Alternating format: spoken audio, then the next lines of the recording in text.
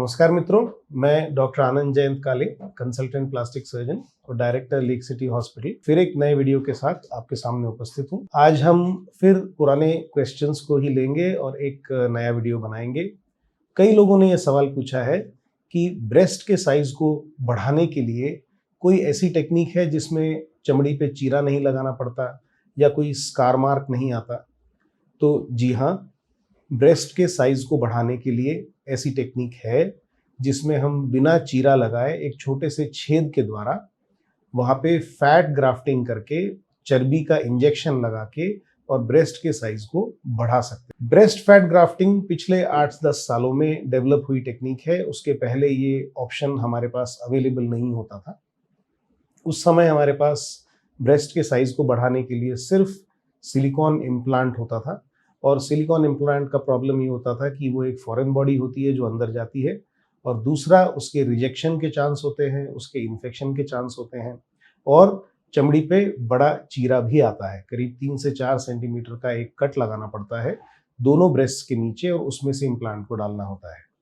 तो बहुत से लोग जिनको ये मन नहीं करता कि वो इम्प्लांट डलवाएं, लेकिन वो अपने ब्रेस्ट साइज के बारे में चिंतित होते हैं, उनके लिए ब्रेस्ट फैट ग्राफ्टिंग या चर्बी के इंजेक्शन के द्वारा ब्रेस्ट के साइज को बढ़ाना एक बहुत कारगर टेक्निक है।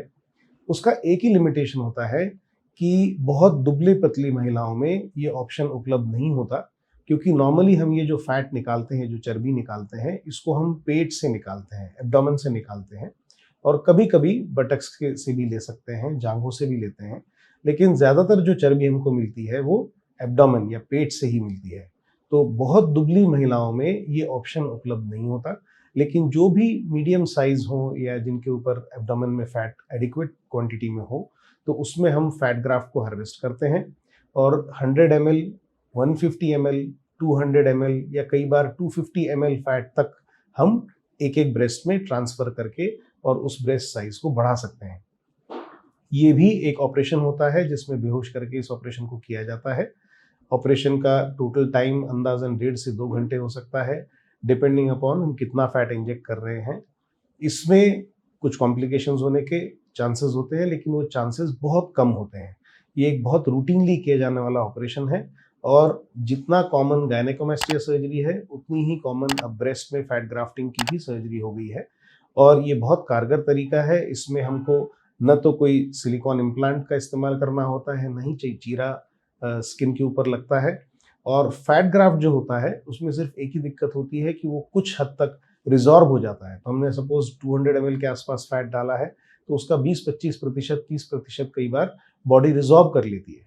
तो इसका एक बहुत अच्छा फायदा ये होता है कि कई बार हम टॉप अप भी कर सकते हैं, 2 बार 3 बार भी हम फैट ग्राफ्ट कर सकते हैं ताकि उस साइज को थोड़ा सा और बढ़ाया जा सके। दूसरा फैट ग्राफ्ट का एडवांटेज होता है साइज के अलावा, वो ये है कि फैट ग्राफ्ट जो है वो अपने आप में ही रिजुविनेशन करता है, तो स्किन टेक्सचर भी इंप्रूव होता है, निपल का टेक्सचर भी इंप्रूव होता है और निपल का साइज और उसमें जो एस्थेटिक एलिमेंट्स होते हैं उसको भी हम बढ़ा सकते हैं। तो फैट ग्राफ्ट के बहुत एडवांटेजेस हैं।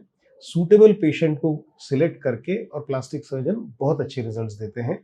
इसके लिए इसकी जो जानकारी है वो आप अपने प्लास्टिक सर्जन से प्राप्त कर सकते हैं, जो इस तरह के ऑपरेशंस करने में इंटरेस्टेड होते हैं और उसके जो प्रॉब्लम्स हैं, उसके जो एडवांटेजेस हैं, दोनों के बारे में पूरी इंफॉर्मेशन लेके और फिर इस ऑपरेशन को हम ऑप्ट कर सकते हैं। फिर एक नए वीडियो के साथ आपके सामने उपस्थित होंगे। नमस्कार।